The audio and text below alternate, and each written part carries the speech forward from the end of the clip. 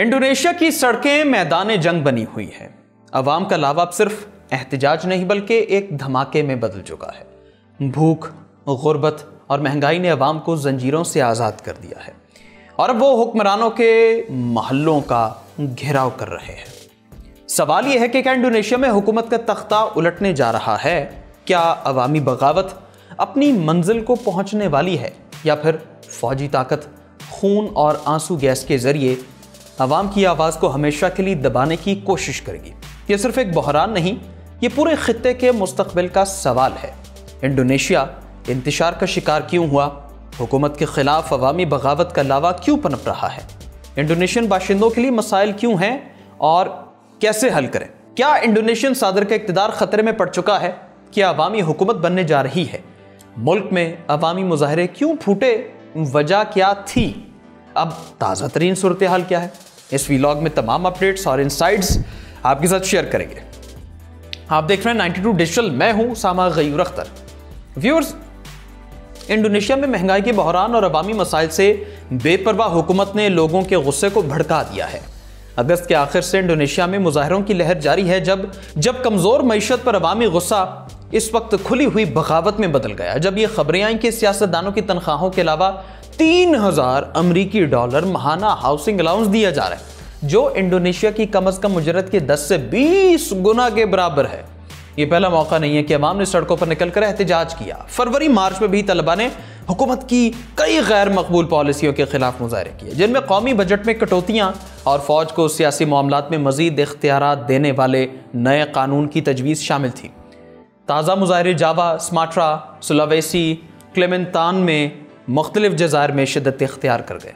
Al Jazeera ने 5 इंडोनेशियाई बाशिंदों से बातचीत की ताकि जाना जा सके कि इन मुजाहरों के पीछे असल मसाइल क्या हैं और मुल्क को किस तरह बदला जा सकता है। इंडोनेशिया में फूड डिलीवरी ड्राइवर हर जगह नजर आते हैं और ये इस बात की अलामत समझे जाते हैं कि मुल्क में रोजगार के मौके कम हैं। अवाम को कम तनख्वाहों वाले गिग इकॉनमी पर गुजारा करना पड़ता है, जहां मेहनत का अक्सर मुआशी तौर पर इस्तेहसाल और समाजी तौर पर नजरअंदाजी का शिकार करते हैं। इमरान, जो शिमाली स्माट्रा के इलाके का फूड डिलीवरी ड्राइवर है, उसने अल जज़ीरा को बताया कि अदम मुसावात ही मुजाहरों की असल वजह है। मुआशी अदम मुसावात, तालीमी अदम मुसावात, सेहत की सहूलियात में फ़र्क, अवामी खिदमात में अदम मुसावात सब इस मसले की जड़ है।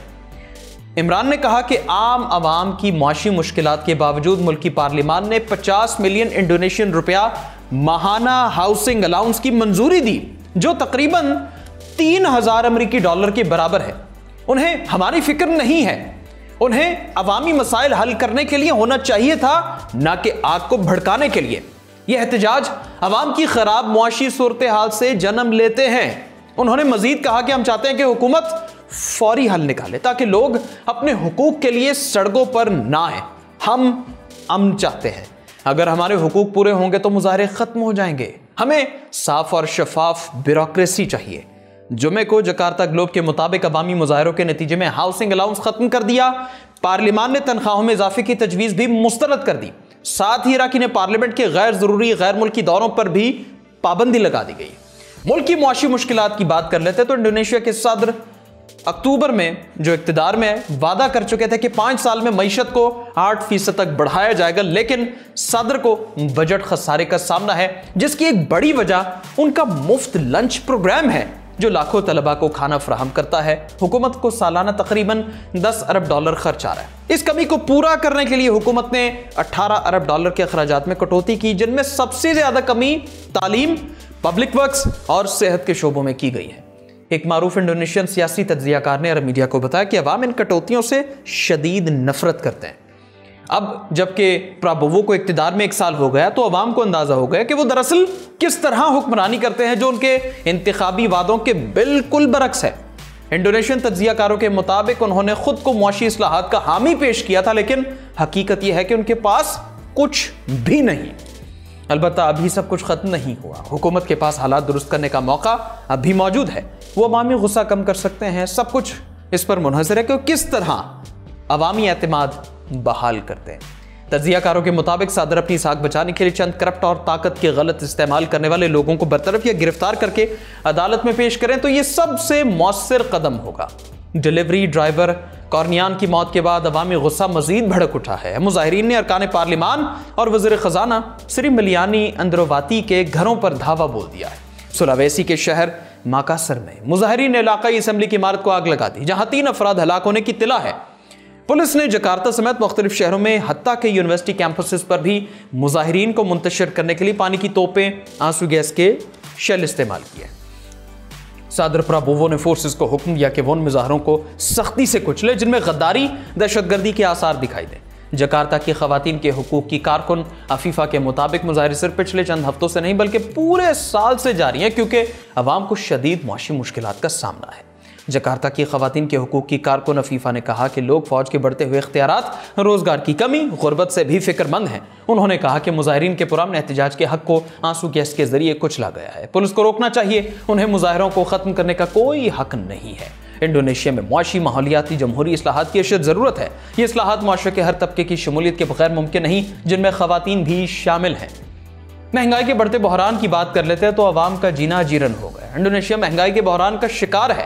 اگست 2025 میں مہنگائی کی شرح گزشتہ سال کے مقابلے میں 2.31% رہی ہے۔ اگرچہ حکومت کا دعویٰ ہے کہ ملک کی معیشت اس سال کی دوسری سہ ماہی میں 5.12% بڑھی ہے، لیکن عوام خصوصاً دیہی علاقوں میں کہتے ہیں کہ یہ اعداد و شمار زمینی حقائق کی عکاسی نہیں کرتے۔